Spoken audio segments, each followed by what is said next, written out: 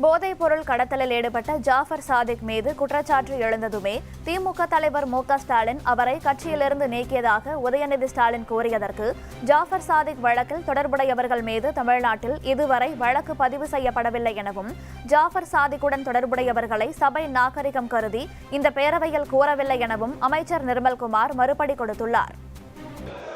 உலக இன்டர்நேஷனல் போதைப் பொருள் கடத்தல் மன்னன் ஜாஃபர் சாதிக் என்ற நபர் டெல்லியில் கைது செய்யப்பட்டார். அவருடனும் அப்போது இருந்த முதல்வர் குடும்பம் முதல் அமைச்சர்கள் வரை அதிகாரிகள் வரை அனைவரும் எவ்வளவு தூரம் தொடர்பில் இருந்தாலும் எல்லாருக்கும் தெரியும்.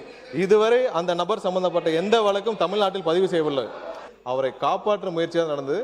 இவர்கள் தேவைப்பட்டால் யார் யாருடன் எந்தெந்த வகையில் புகைப்படம் எல்லாம் அப்போது சமூக வலைதளத்தில் எல்லாத்தையும் வெளியானுச்சு. சபை நாகரிகம் கருதி நான் அதை வெளியிடவில்லை, யாருடைய பெயரையும் குறிப்பிடவில்லை. அதை அவர்கள் இத்தோடு நிறுத்திக் கொண்டால் நல்லது. கண்டிப்பாக நம்மளுடைய அரசு எந்த வகையிலும் போதைப் பொருள் கடத்தலை தடுக்கவும் போதைப் பொருட்களை தடுக்கவும் தான் முதலமைச்சர் உத்தரவிட்டுள்ளார்.